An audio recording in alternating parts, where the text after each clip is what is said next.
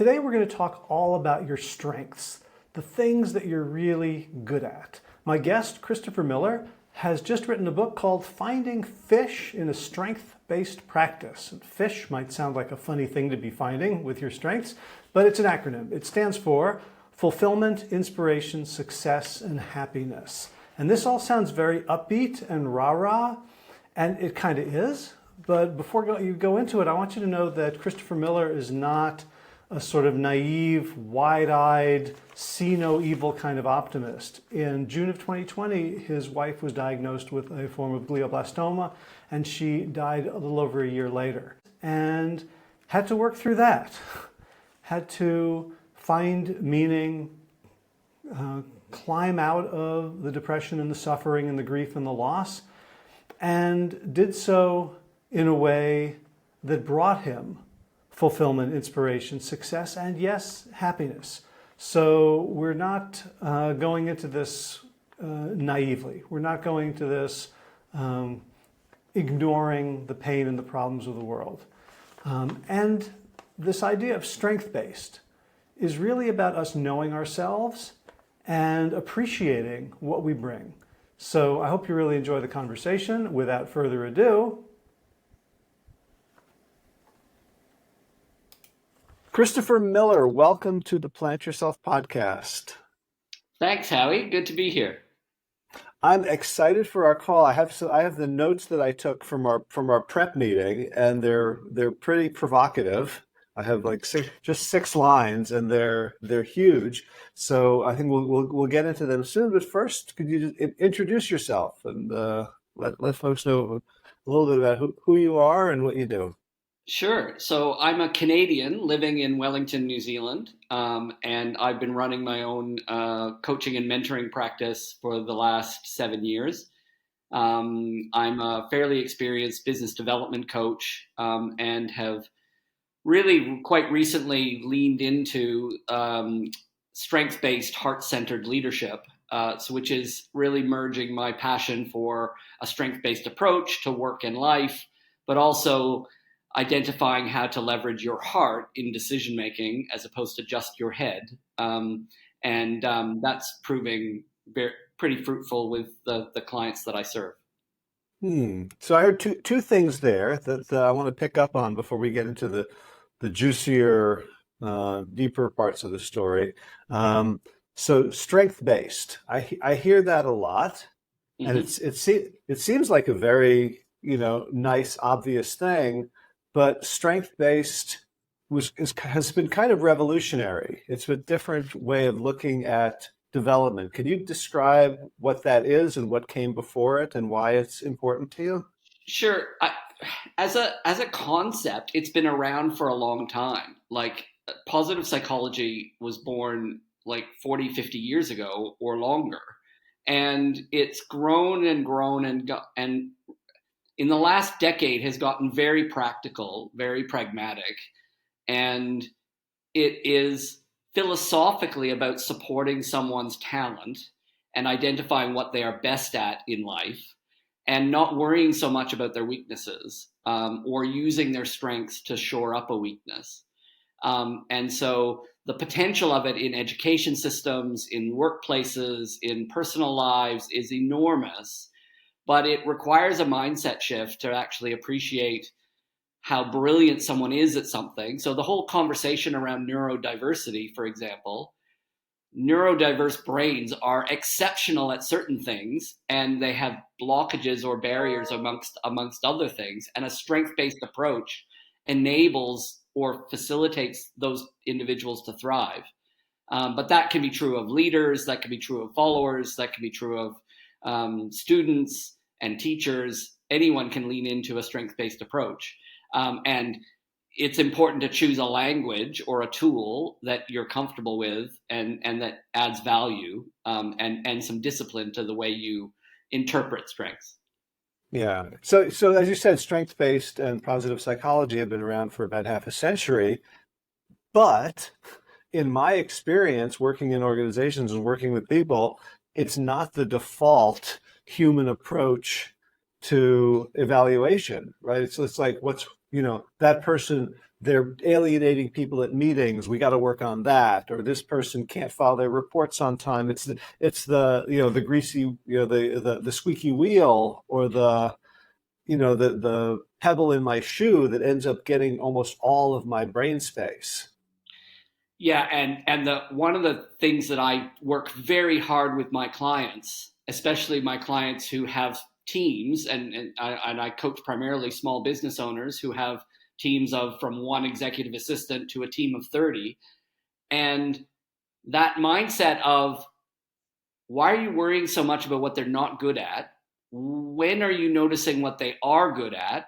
How do you design their job to fit with their talent and get them doing, like, if they're an introvert and you're asking them to go out and sell, that's a crazy decision. That's just a crazy decision. And so how do you shape a role and a recruitment process and an induction and a training program that actually leverages the natural talents of someone, so when they're experiencing it, it doesn't even feel like work for them, right? They're loving what they do, they're doing what they do best, and they don't even notice that they're coming to work. So how do you know what your strengths are? I for one feel like I'm good at a whole bunch of things that objectively I'm not good at.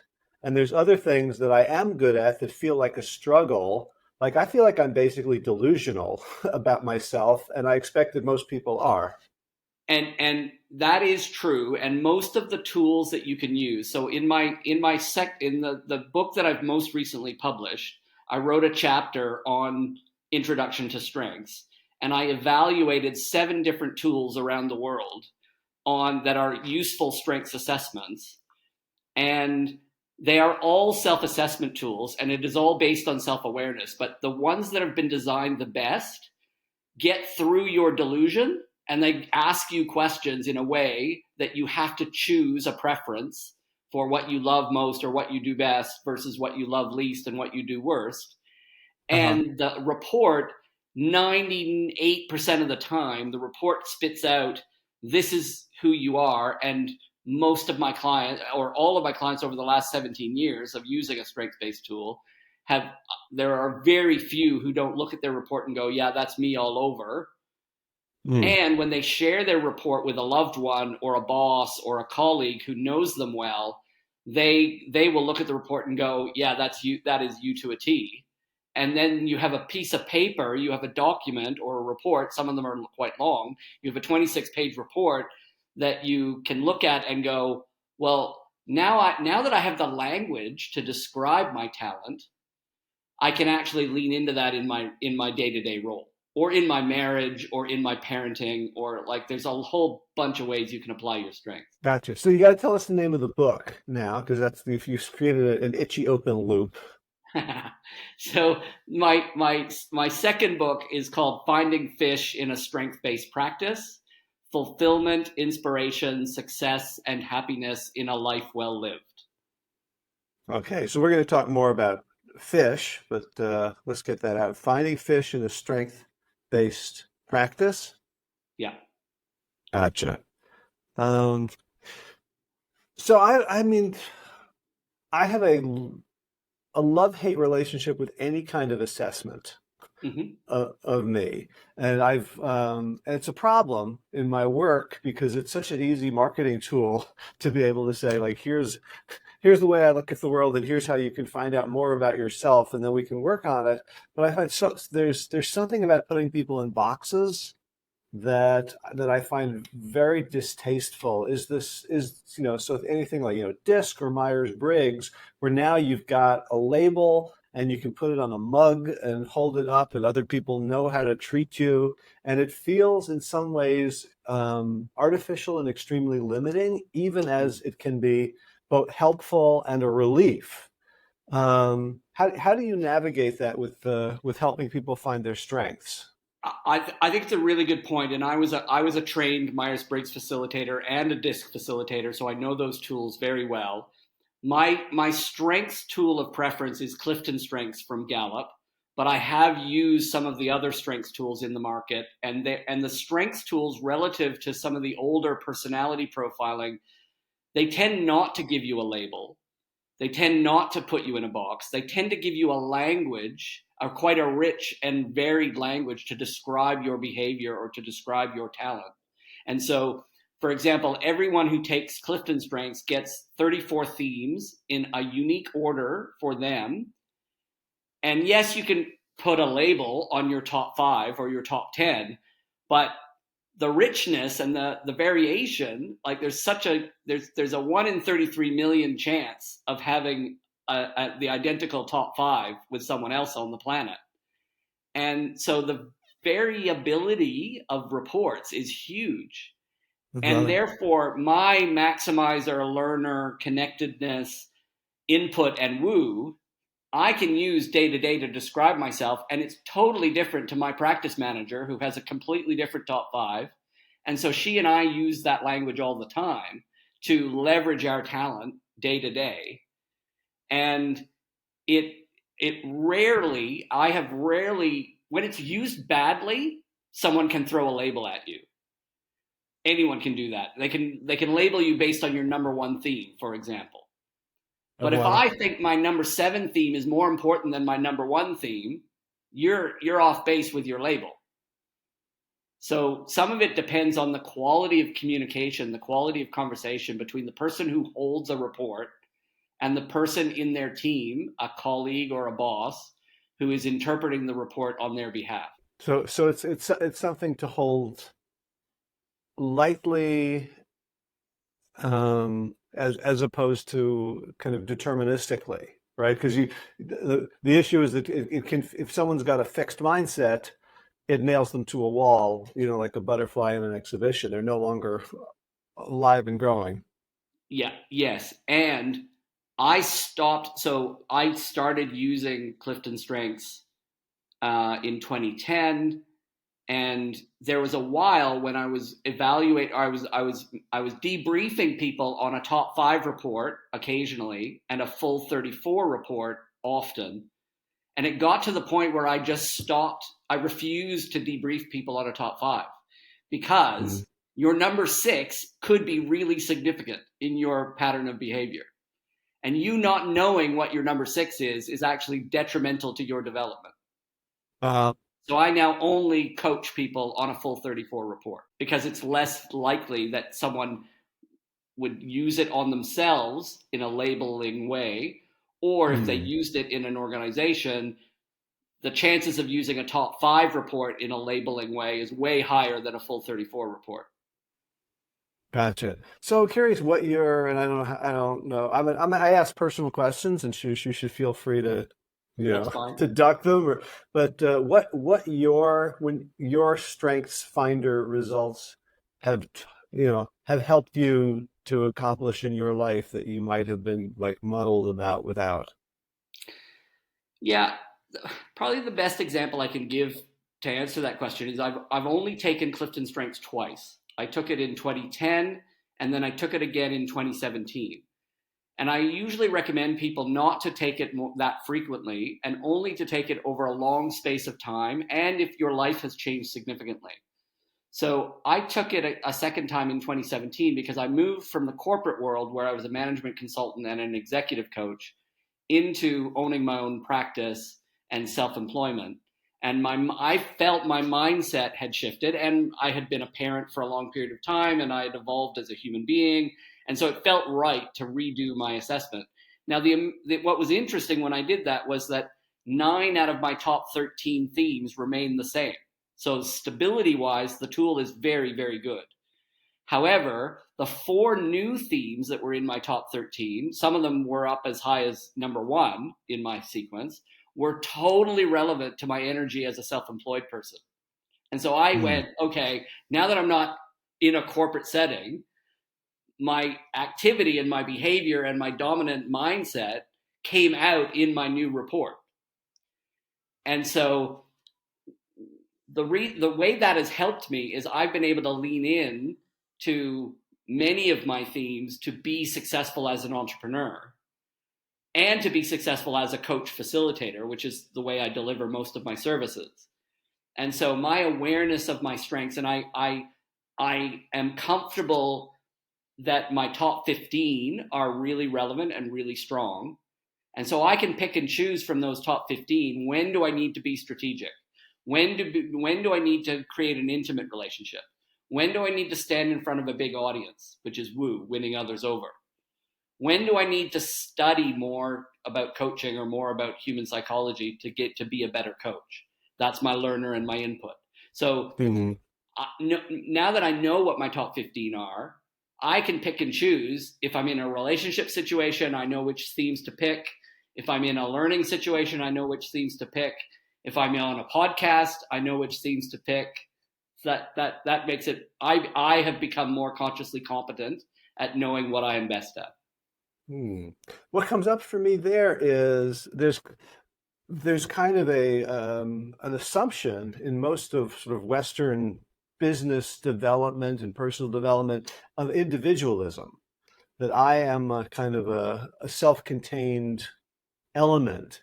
And what you're saying, I think, is that we are strong in an environment or in a relationship, that we're interconnected, so that you are actually a different person as an entrepreneur than you were as someone in the corporate world, that you're different in the family, and that there's infinite um, sort of dynamics involved in, and that we're not as separate as we may think we are or feel we are.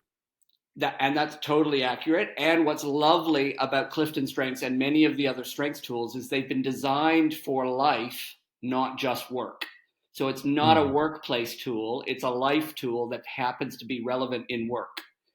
And so in my newest book, I wrote a chapter on strength-based relationships, and I paint a picture of how my practice manager and I work well together, because I am exceptional at what she is terrible at, and she is exceptional at what I am terrible at. And as a result of our partnership, we have an amazing commercial enterprise. And Hmm. when I coach teams and I put a team together and I sit in a room with 4 people and we use a team grid to summarize everybody's strengths, I can usually in a heartbeat identify where the relationships are working, where the relationships aren't working, why the team is fit for purpose or why they are not fit for purpose. It all comes out in the strengths patterns. Hmm. So there's some strengths are better or more rewarded than others in our society, right? Does that create a bit of a hierarchy? Like, I'm just thinking, like, if you have strengths and your assistant has strengths, I'm imagining you make more money than your assistant, that in life, right? There are, like a professional singer or a top athlete versus the person who's really good at keeping the locker room clean. How do you help people appreciate and value strengths that are poorly paid? So that's an interesting paradigm, and I think the world is changing very quickly away from that perception. Gallup have done a lot of studies of CEOs, C-suite executives, directors of sales, people in leadership roles, and they've tried to identify patterns. Are there patterns of strengths that dominate those senior leadership roles around the world? And the answer is they have not been able to prove that at all. Hmm. You can be an exceptional leader with almost any Clifton's with any strengths profile. You can be an exceptional sports coach with almost any strengths profile. The thing that differentiates a high performer from a low performer in any role is awareness of their strengths. Are they aware of what they are really good at, and can they execute that consistently? That's the difference. And my practice manager is an exceptional human being who has every potential to earn more than me. And in our relationship and the way we are developing as a practice, I can see a time when she will be a thought leader in her own right, earning what I'm earning or more. And everybody in life has a, for me, everybody in life has a core purpose. But clarity of purpose and clarity of strengths and your willingness to lean into what that means for you determines financially what you're likely to get paid for. Hmm. Hmm. That's I really like your approach of like everybody's needed, all hands on deck, as opposed to the way I've often seen strength used, which is to sort of justify existing hierarchies. Yeah, and the the the philosophy that's built into strengths is very egalitarian. It's inherently egalitarian, and it creates an atmosphere where every human being is valued for their inherent talent, and every human being has potential to be exceptional at something. And the role of society, especially education systems, is to help that individual experience enough variety of opportunity to actually identify what they're best at on this planet. Hmm. This is kind of exciting. It feels, I thought we were going to talk about strengths as sort of like a jumping off point to more interesting things, but this is like pretty profound. No, and it's what led me to write my second book. My second book was my love of strengths because I've lived it for 14, 15 years, and my love of entrepreneurship, which is who I am. And my practice only has me and my practice manager. And I coach and mentor other organizations of similar size. Now, I can coach bigger companies, but my preference is a fast speedboat, not a tanker, Hmm. because fast speedboats can turn on a dime. And if I can change an owner and an executive assistant relationship, or if I can change an owner and a team of five in a 3 month program or a 6 month program, I can change that company in a heartbeat. Whereas if I go into a big organization, a government department, or a big university, or a big corporation, I have to touch a lot of people to move the tanker, and Hmm. Yeah. it's much harder. Yeah, and it sounds like, when you say that the key issue is awareness of strengths. Awareness is a very delicate flower in a world that is constantly distracting and trying to impose its priorities on you. I imagine, I'm thinking about large organizations that had big culture shifts and how much of the collective energy had to go into creating and maintaining and stabilizing that shift. It seems very daunting. Yeah, and it can be done. There, having worked with large organizations for some time, particularly when I was employed at Gallup for 7 years. Um, Typically, a change program happens in one of two ways. Either there's a high performing team that is attracted to strengths philosophy, that onboards strengths philosophy, are noticed for performing at an even higher level, and it takes a viral effect within the company, right? So it could be a leader of leaders, it could be a frontline manager, but somehow the obviousness of strengths impact infiltrates like a virus. The other way it happens is a board or an executive team actually see the value of a strengths philosophy, and they fundamentally change recruitment, they fundamentally change performance management, they fundamentally change performance reviews, and they lead by example. So there are dairy companies and banks and government departments at the senior level, and strengths penetration in New Zealand is very high relative to other places around the world. Um, there are organizations where the board has onboarded strengths philosophy, and they talk strengths language when they do their strategic planning, Hmm. and the executive team talks strengths language when they are talking about recruiting a new member of the executive team, right?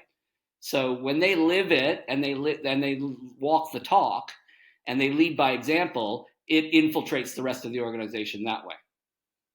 But Gotcha. what's more powerful is when high performance goes exponential because of the language of strength.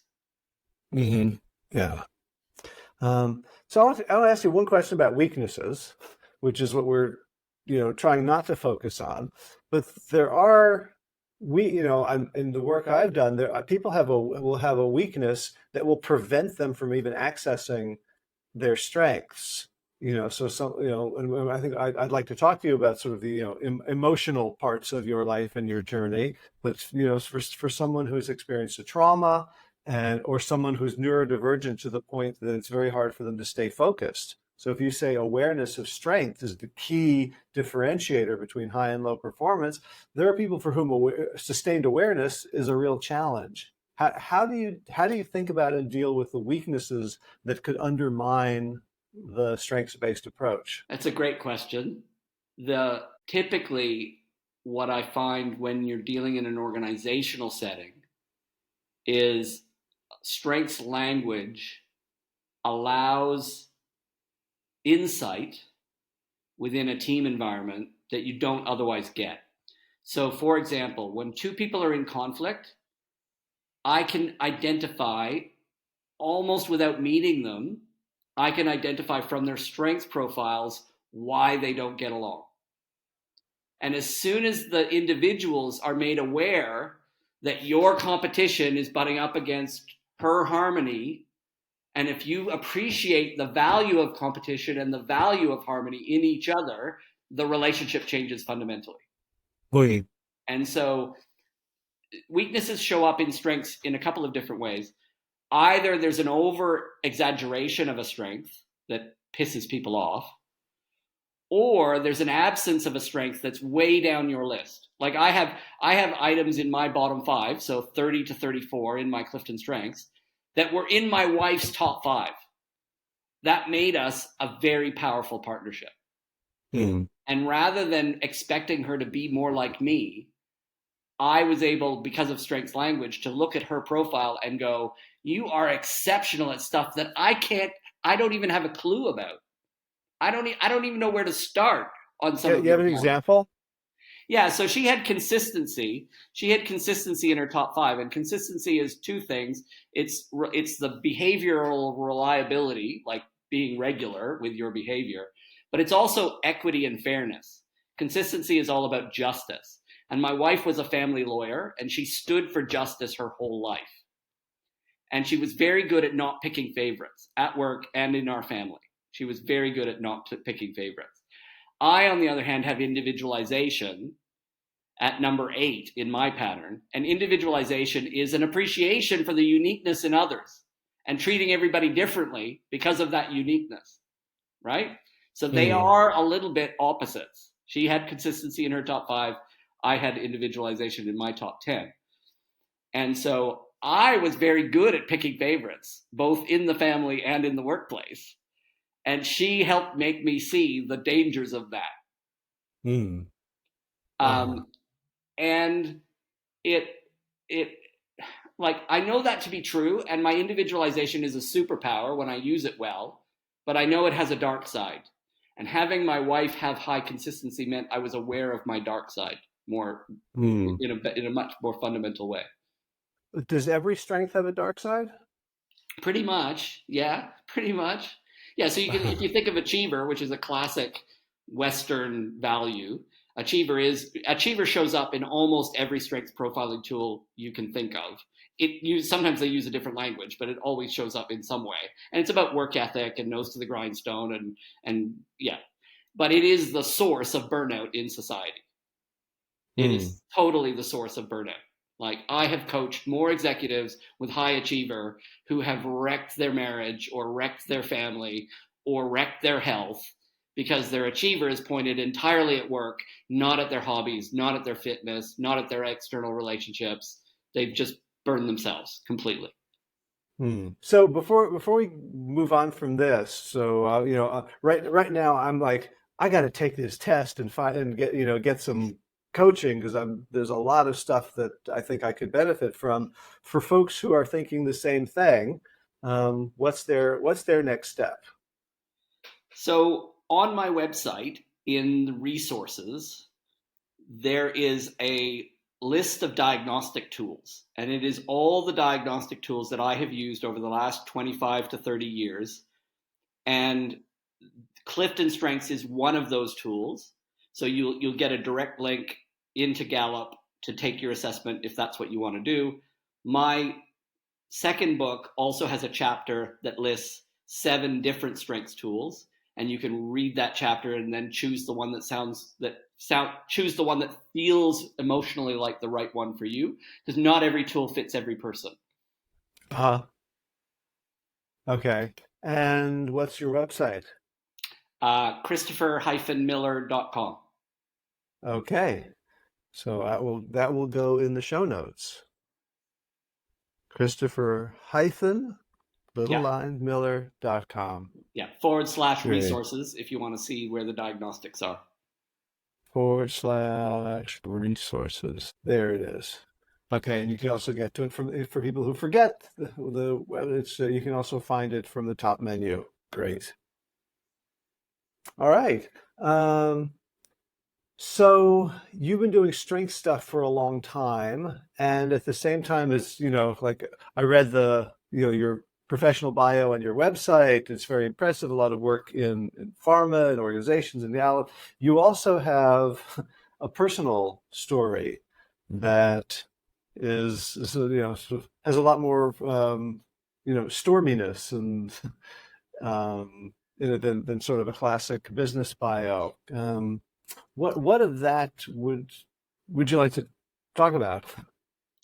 So I'm happy to talk about any of it. So why don't I do a quick bio, like kind of a Sure. quick potted history, and then you can circle back and question me and ask questions about whatever feels most relevant for your listeners. So I grew up in Canada, and I did a couple of different degrees. I did a life sciences degree, thinking I was going to be a doctor or a physiotherapist, and then I discovered the business of healthcare partway through my undergraduate, and I ended up doing an MBA in health services management, which gave me the opportunity to understand hospital management, pharmaceuticals. Yeah, it was geared for the business of healthcare. And when I graduated in Canada, my parents were living in London at the time on a military posting, so I used that opportunity to backpack through Europe, and I ended up back in London, and I started a career in pharmaceuticals. And I had a really rich, rewarding career in pharmaceuticals for about 12 years, mostly in product management and marketing management, both traditional pharmaceuticals and biotech. And then at the end of my experience with pharmaceutical management, I was put on a coaching course to enhance my management skill. And little did they know, I would fall in love with the spirit of coaching and realize that's my next career. So when my wife and I moved, when we immigrated from Scotland to New Zealand, I reinvented myself and I joined a business development coaching company. And I coached small to medium sized businesses for 3 years in Wellington, mostly on a weekly rhythm, doing kind of entrepreneurial mindset and strategic planning, and loved it, really loved it. However, during that time, I went on a personal development. I love investing in personal development for myself. And I went to an extraordinary personal development event that literally blew my mind. So I lost touch with reality during that event, and I ended up in a mental health ward, and subsequently got diagnosed as bipolar in April of 2009. A year later, I joined Gallup and had so what was great from my point of view is I found the right medications very early, and I was stable on those medications, and I've been on the same medications for the last ever since April 2009, and it's allowed me to live a normal life with an awareness that I am managing bipolar, and that has its advantages as well as its disadvantages. So I then got a job with Gallup, and I worked for them as senior consultant for 7 years, and managed projects, culture change projects using employee engagement tools and Clifton Strengths. And again, loved it, but I missed the cut and thrust of small business. So in September 2017, I set up my own coaching and mentoring practice, which was fantastic and was going very well for the first couple of years. And then in June of 2020, unfortunately, my wife got diagnosed with a glioblastoma, which is brain cancer.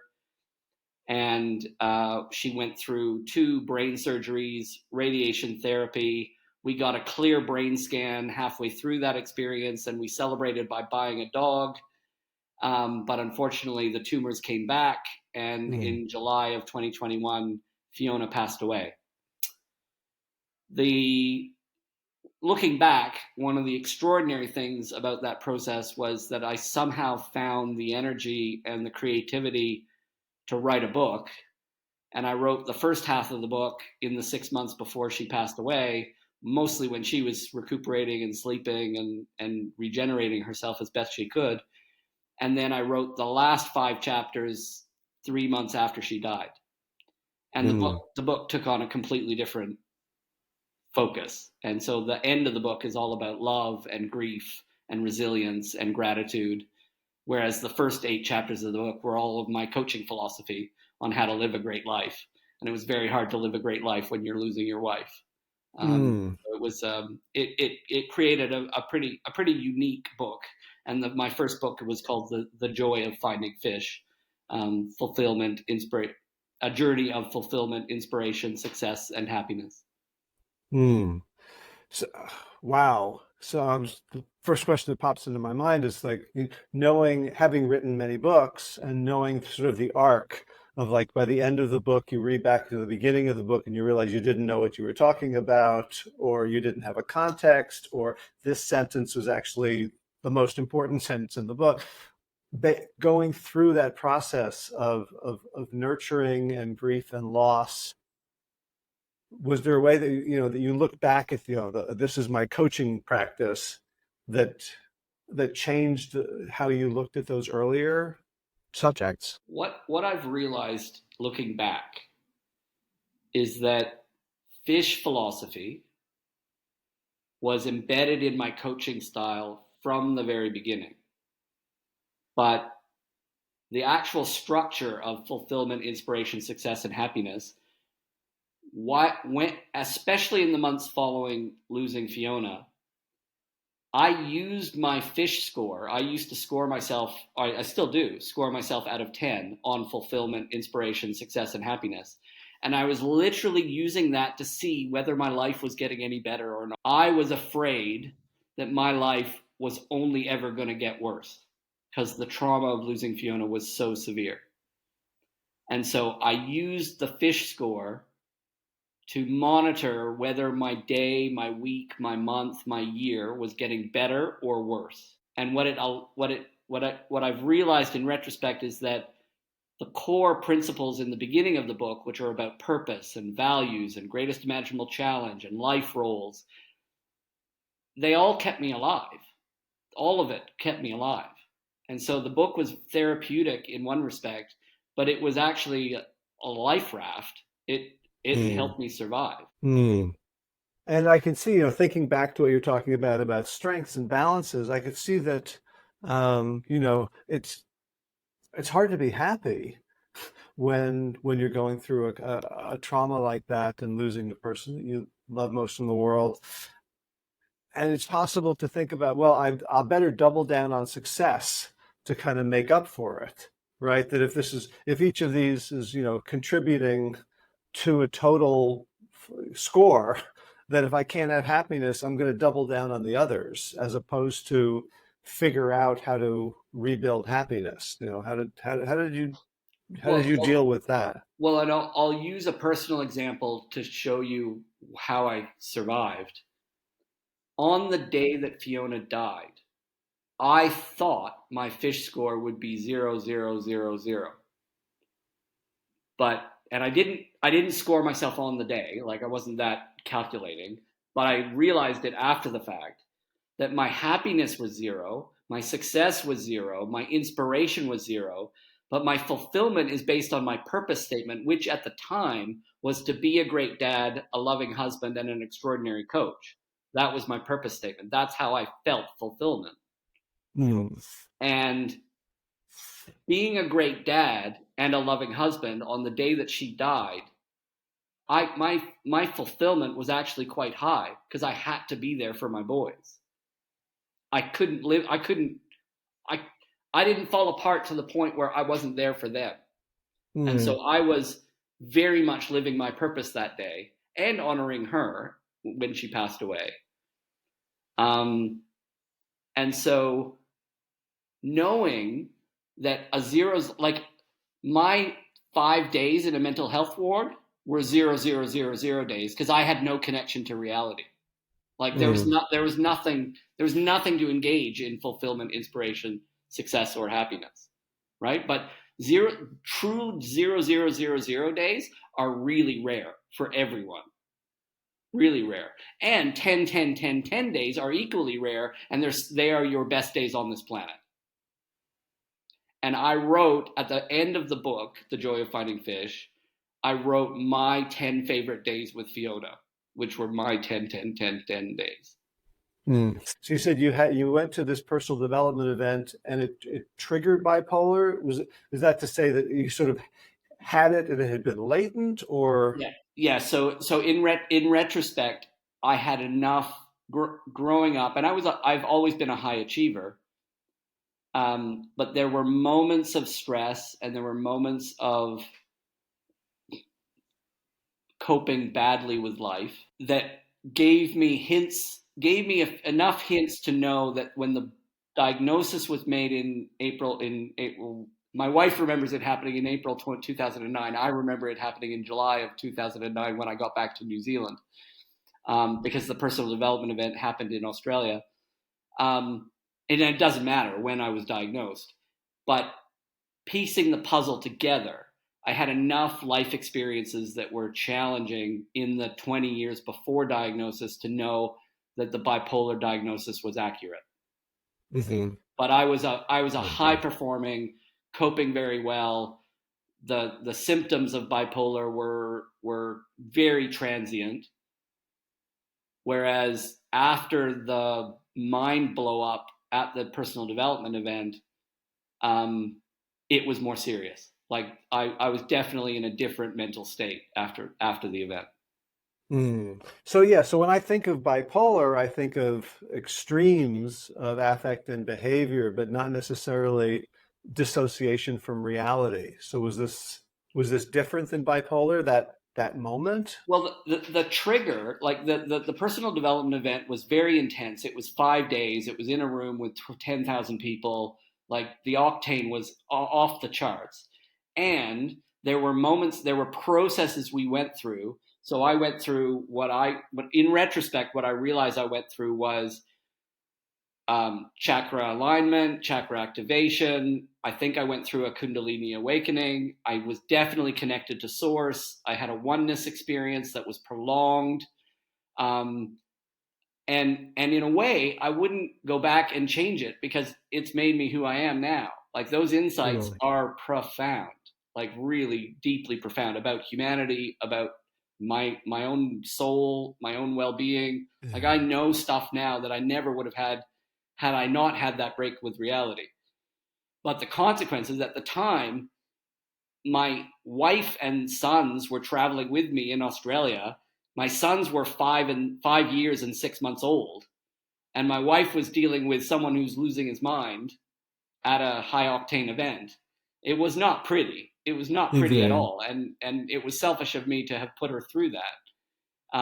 What I have tried to do, and the blessing is I haven't been in hospital since.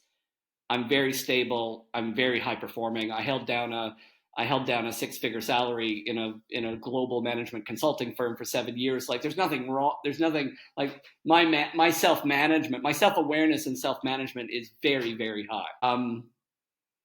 And I am growing my practice and growing my reputation on the back of some of the awareness I found during those experiences. So when I think about, mental health and talking about it at work, in the US, there's HIPAA protections for privacy, and there's a strong feeling like you don't want to share certain things with employers, with colleagues, certainly with clients. You're obviously very open.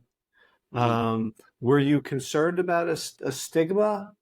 Like people would look at you as like a werewolf, like when is the moon gonna come out? And yeah, I had had very compassionate conversations, particularly when I moved from the business development coaching environment to Gallup. I was very upfront with them, with my managers. I was very upfront from the very beginning. Like before that, when they gave me the job offer, I said, there's something you need to know. This is what it is. And they were like, you have the profile we're looking for. You have the experience we're looking for. We're going to take a shot. We're going to take a chance. And I was always deeply grateful for that. All of my managers at Gallup were very understanding, very compassionate. And every time my manager changed, I let them know about my condition. The people closest to me at work also knew, but I had the luxury of being in a very small team, and I had a very trusting relationship with my colleagues. Mm-hmm. There were only a couple of incidents in 7 years where my mental health had an impact on delivery. And one was an anxiety situation where I was really frightened about delivering to an executive team. And my manager at the time got on the phone, talked me through it, calmed me down, and I delivered just fine. It was just fine. Mm-hmm. And then there was another example in the 7 years where I missed an appointment because of my mental health that morning. And it was I missed an appointment, and it was unprofessional in the way I missed the appointment. And I knew that I was not in a good place at the time. But what was lovely was people were very understanding and very supportive, and they saw the best version of me. So Christopher in front of an executive team delivering well, delivers really well. And they knew that to be true. Mm-hmm. So it was a process. I felt very supported in my employment with Gallup in particular, and I'm really grateful to them. When my wife and I decided that I would have the courage to set up my own coaching and mentoring practice, we built a financial safety net just in case it didn't go well. And luckily it did go well, and we didn't need to use that safety net. But my self-awareness and my self-management has navigated the challenges of being good at my job. Most of my clients, because I put it in the first chapter of my book, all of my clients know that I'm bipolar. Like I don't talk about it a lot, but they all know, right? And as long as I'm showing up for them the way they need me to show up, it's all good. And when I need to not be at a session, they understand, and they're very compassionate in return. And actually in my newest book, I wrote a chapter about energy management where I describe my process of knowing what I can deliver when I'm at 100%, what I know I can and can't deliver at 50% or lower. So for example, I know I can parent very well when I'm down at 20%, because my core purpose of being a great dad is that important that I can block out the mental health distractions and be a great dad. I can coach pretty well down at 50%. And when I'm at 50%, my clients don't notice that I'm at 50%. Mm-hmm. When I'm at 100%, I can public speak, I can write books, I can do all sorts of great things. When I'm at 110%, it's kind of like being in the Matrix.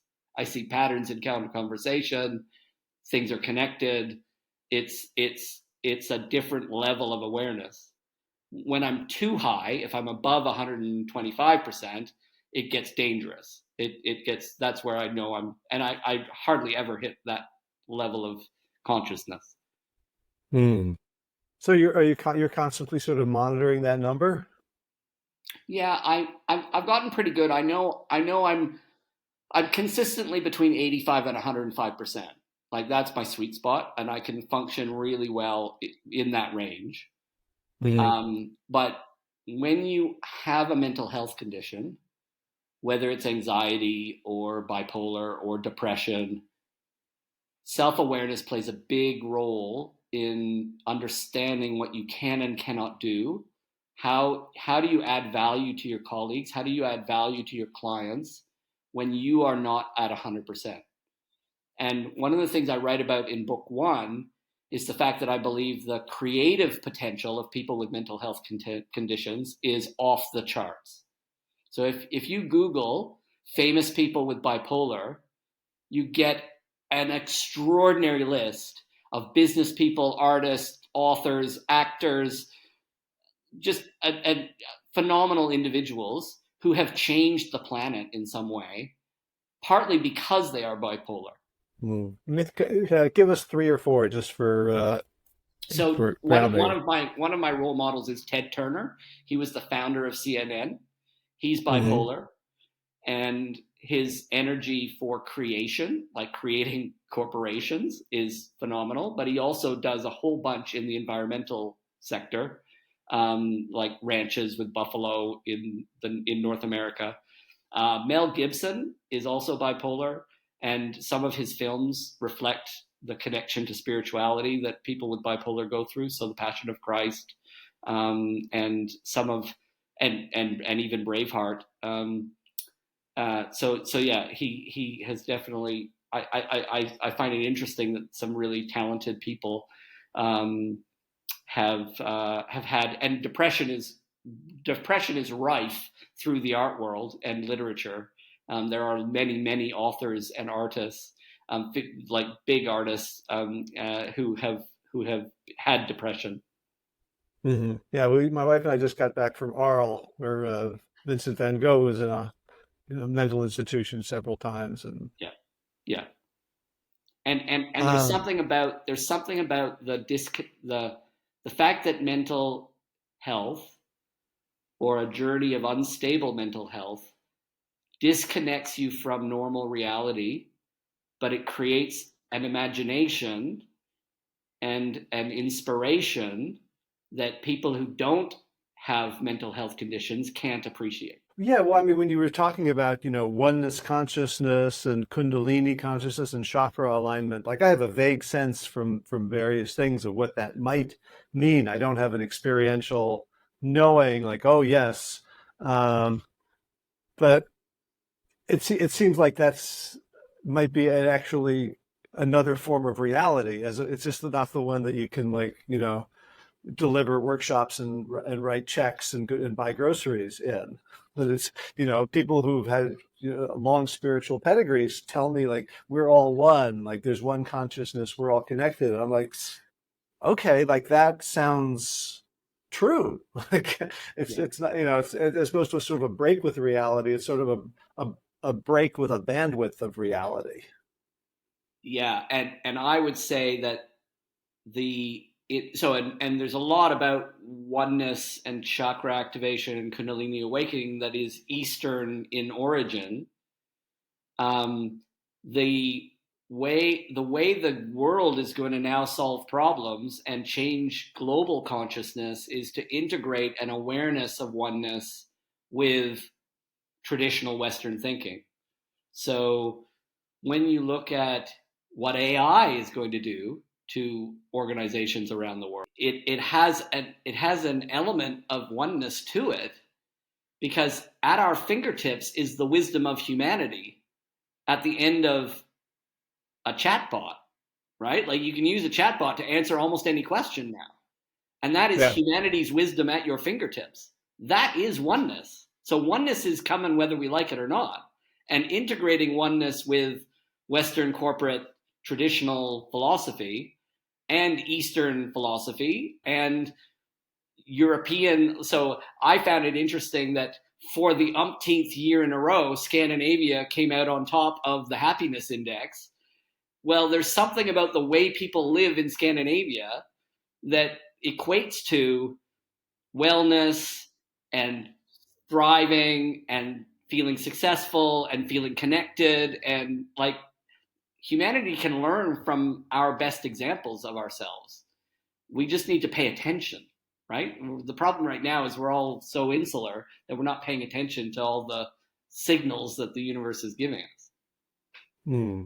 So when you talk about oneness, what I'm thinking about, I'm looking at my notes again, and that your big word that we talked about is love, and the two words that I have in quotes are practical epiphanies.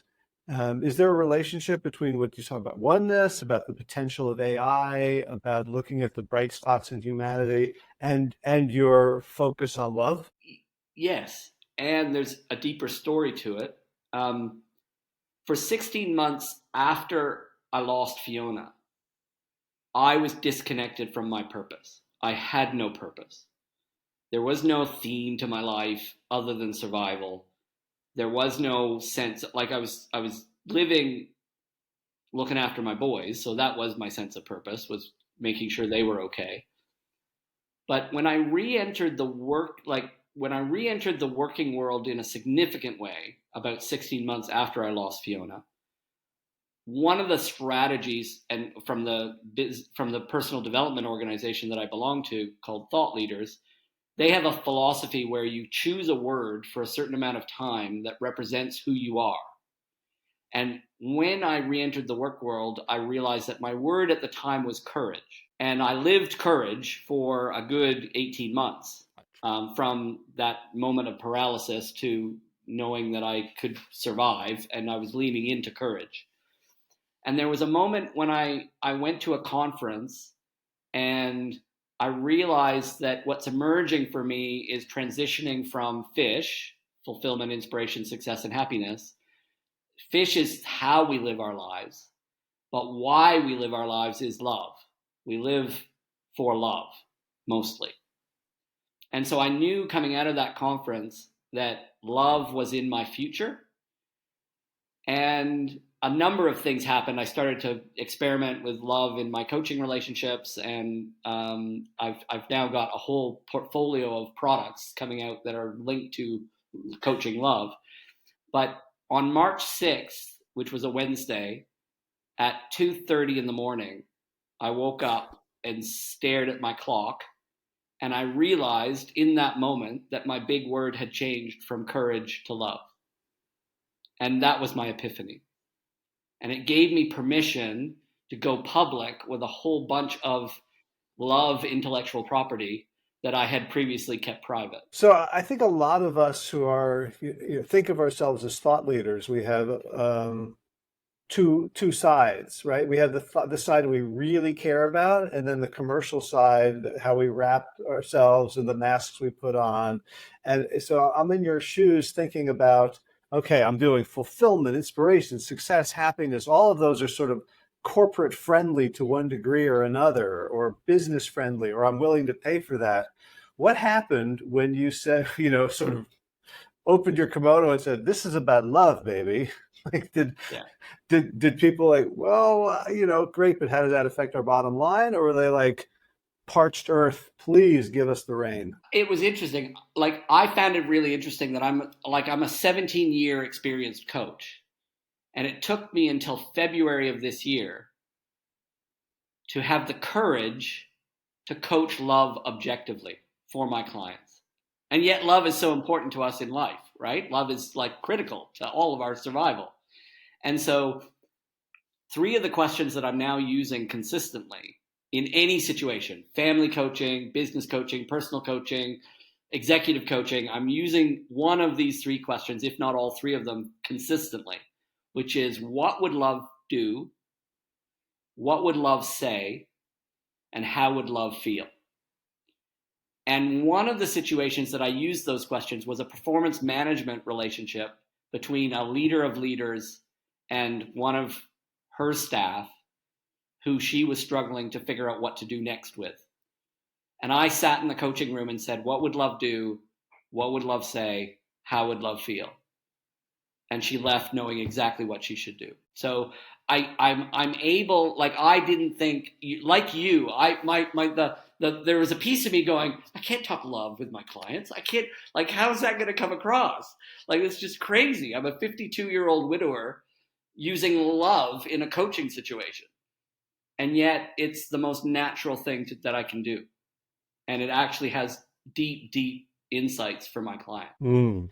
Yeah. Do you find you're attracting different clients now, or the same ones who you can reach at a different level? Or Bit of both. Bit of both. My existing relationships are richer and deeper and more meaningful. and there are people intrigued by my positioning. And I'm doing some. I've got on July 1st. I'm launching a deck of cards called Let's Talk Love. It's a very simple choose your own adventure game, but I've tested it with female professionals, male professionals, couples, non-couples, kids. I've done it with my 15-year-old son. It's a game that allows you to have a conversation about love in a fun and easy way, in ways that I suspect lots of people in society are not doing. And so Yeah. I can build a whole coaching future just on the Let's Talk Love cards. Do you find a difference in how men and women relate to this approach? Yes, women get it and understand it and are leaning into it. Men are like, "What are you doing, Christopher?" Um, and it's been really fascinating with the couples that I've tested Let's Talk Love with. The gratitude from both partners when they actually lean into the game is significant, because men think they can't talk about this stuff, but if you give them a safe framework and you give them space to actually have a conversation about love with the person they care about most, profound change happens for the couple. And the women in that relationship normally are like, thank God something changed. There's a lot more I want to talk to you about, but we're at the hour, and so I want to respect both of our times and our commitment. But people are listening to this and they're going, "I want more." You've triggered all sorts of curiosities and thoughts in me, and some people are like, "I really want to work with Christopher, and I want to find out what he knows." And how do people do that? So best place to get me would be at christopher-miller.com. There's a contact page. You can fill in your details and reach out to me anytime. I also, for 2024, on the last Friday of the month at 10 a.m. New Zealand Standard Time, I host a strength-based, heart-centered leadership workshop. It's free. It's over Zoom. And it goes a little bit further than what you and I have had time to talk about. It goes deeper into a strength-based approach. It goes deeper into a heart-centered approach. It integrates the two. But that's an experience people can have for free to see if they get along with me. And then if that leads to something, normally my clients start on either a 6-month unlimited coaching contract or a 12-month unlimited coaching contract, depending on how courageous people are. Gotcha. And so just for people in the US who can't picture the globe, 10 a.m. New Zealand time, I think is Thursday evening. Thursday, like 11 p.m. Well, no, 10 a.m. in New East. Zealand. 10 a.m. in New Zealand on a Friday is like 4 p.m. to 7 p.m. in North America. Really? Okay. Well, I guess I'm one of those Americans who can't picture the globe. Cool. Well, people can go to the time converter and find out what it is, but it sounds, and are there recordings available? There are on request, so they're not logged on my website, but on request I can release a recording easily. Okay, so people sign up and then they're like, "Oh, I can't make it." They can still find out more Yeah, about so what if you're you about. register for an event, you automatically get the recording for that event. I just don't publish. I don't publish the historical events. Sure. Okay, gotcha. So Christopher-Miller.com, and everything's there. And you're coming out with a card deck and your second book. So say the names of the two books again. Can people get them like anywhere or just from your website? No, online platforms like Amazon are all carrying both books already. So you can get Okay. them as of now. If you want a signed copy of my book, you can buy them off my site in New Zealand. But the two books, the first book I wrote was called The Joy of Finding Fish, a journey of fulfillment, inspiration, success, and happiness. And the second book I wrote is called Finding Fish in a Strength-Based Practice, Fulfillment, Inspiration, Success, and Happiness in a Life Well Lived. And surprise, surprise, book 3 is underway, which is How to Find Fish Through Expansive Love. Mm. I love it. I love the trajectory and the way you've really kind of synthesizing these two, the coaching strength-based approach, which has 50 years of pedigree and development, and also this sort of Esalen, Leo Biscaglio, softer thing that has grown up alongside it and figured out ways to integrate it in your own life and to share it with the world that really needs it. So thank you so much for the work you do. Anything you'd want to add before we say goodbye for now? I think I would ask everyone listening to follow their heart as much as their head. The world has turned out the way it is at the moment because we've focused on problem solving using our heads. And I genuinely believe that an integrated approach using head, heart, and gut has far better likelihood of success and allowing humanity to thrive. Amen. Amen. So it's 9 a.m. here. My gut is telling me it wants oatmeal. Good. Um, my head is thinking about the rest of the day, and my heart is really grateful and open to you for sharing your story with such transparency and clarity and generosity. My pleasure, Howie. My pleasure.